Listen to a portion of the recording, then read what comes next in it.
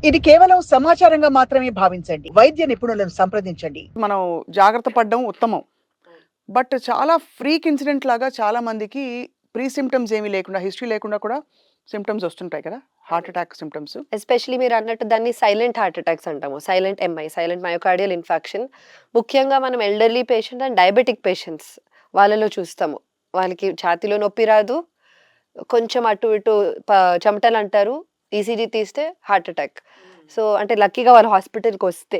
So, చాలా మందికి అది సింప్టమ్స్ లేకపోయేసరికి వాళ్ళు ఇగ్నోర్ చేసేసరికి దే కమ్ వెరీ లేట్.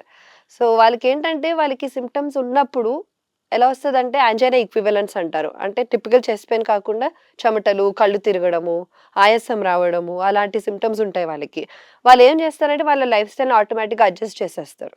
అసలు నేను మామూలుగా ఒక హాఫ్ అన్ అవర్ నడిచేదాన్ని. కానీ ఇప్పుడు ఆయాసపడుతున్నాను కాబట్టి I will reduce to 15 minutes it's okay. But that's not okay. Life స్టైల్‌ని వాళ్ళు మోడిఫై చేసేసారు. కాబట్టి వాళ్ళకి ఇప్పుడేం అనిపించట్లేదు.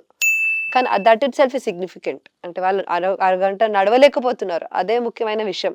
So, these are all indirect symptoms and indirect signs అన్నమాట.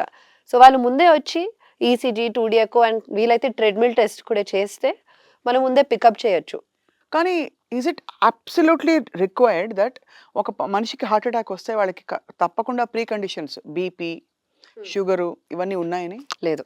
సో, చాలా మందికి genetic causes and family history అంటే 80 ఇయర్స్‌లో మీ తాతకి హార్ట్ అటాక్ వచ్చిందంటే that's not significant family history.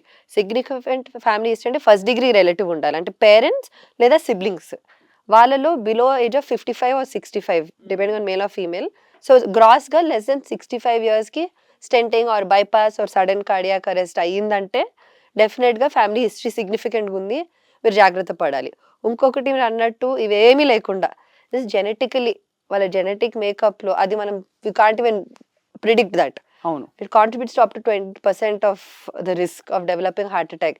So, మీరన్నట్టు చాలా కరెక్టే. చాలా మంది no drinking, no smoking, no hypertension, no diabetes, active life style వాళ్ళు గూడా హార్ట్ అటాక్స్ వస్తారు. అలాంటి వాళ్ళు ఏమంటారంటే సరే నేను ఇవాళ నుంచి స్మోకింగ్ మొదలు పెడతాను, డ్రింక్స్ మొదలు పెడతాను. బికాజ్ అది లేకపోయినా నాకు హార్ట్ అటాక్ వచ్చింది. సో, ఆ ఆలోచన తప్పు.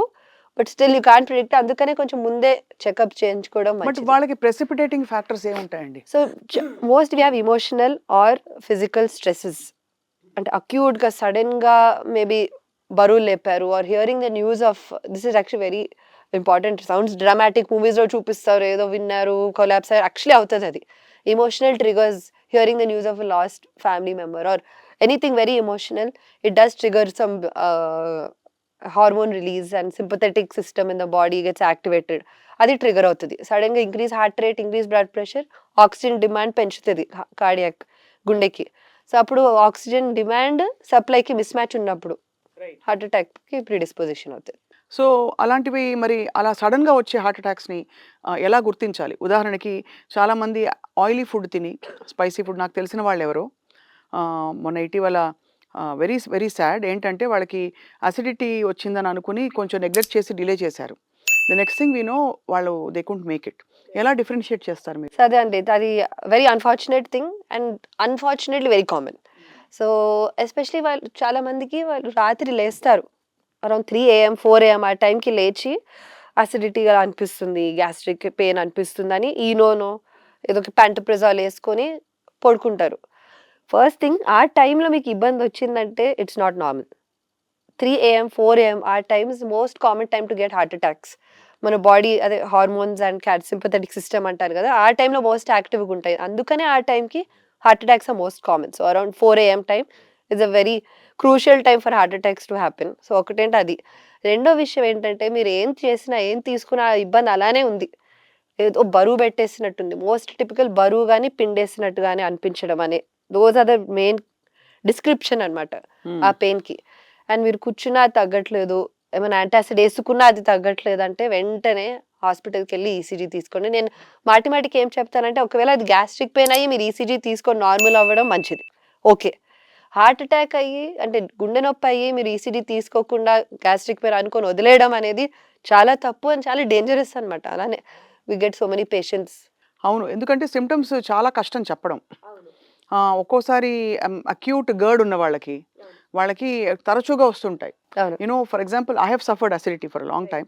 మెనీ టైమ్స్ నాకు అర్థం కాదు ఇది ఎందుకు ఇంత ఇలా డిస్కంఫర్ట్ ఉంది నాకని. బట్ హార్ట్ అటాక్‌కి ప్రీడిస్పోజిషన్ ఎక్కడా లేదు నాకు. బికాజ్ నాకు ఫ్యామిలీ హిస్టరీ లేదు, బీపీ లేదు, డయాబెటిస్ లేదు, ఏమీ లేదు. సో దాన్ని ఎలా నిర్ధారించుకోవాలి ఆ టైంలో? Best to see a doctor అంటారా? Best always is to rule it out. See the doctor. కానీ ఇఫ్ యూ కోరిలేట్ చేయండి కొంచెం. After heavy meal or after eating oily food, samosa, bajji, biryani అలాంటివి తిన్నాక వస్తుంది ప్రతిసారి అంటే mostly it's acidity related. And కొద్దిగా ఆఫ్టర్ మీల్స్ పడుకుంటున్నారనుకోండి, they should at least 1 ½ hour gap between తినడానికి, పడుకోవడానికి ఒక గంటన్నర గ్యాప్ పెట్టి కొద్దిగా తలెత్తు పెట్టుకుంటే ఆ రిఫ్లక్స్ సింప్టమ్స్ అనేవి తగ్గుతాయి. రైట్. అవన్నీ చేసి అండ్ మేబీ యాంటాసిడ్ ఒక ఫ్యూ డేస్ ఏసుకున్నాక ఇబ్బంది పూర్తిగా తగ్గిపోయిందనుకోండి, గ్యాస్ట్రిక్ పెయిన్ అనుకోవచ్చు. అండ్ అది మోర్ ఆఫ్ బర్నింగ్ సెన్సేషన్ వేగుగుంటది ఆ నొప్పి. సో అది గ్యాస్ట్రిక్ పెయిన్ అని వదిలేసుకోవచ్చు. మళ్ళీ ఏమైనా వచ్చిందంటే then better always to get it evaluated. నాకు చాలా లో థ్రెషోల్డ్ ఉంటది ఈసీజీ తీయించుకోవడం. ECG is not expensive test and doesn't take time. Not invasive. Such a basic test which will give us so much information. And ఎక్కడైనా చేస్తారు అది. చిన్న nursing హోమ్‌లో కూడా అవుతది. సో ఎవరికైనా డౌట్ ఉందంటే ఎళ్లి తీయించేసుకోండి.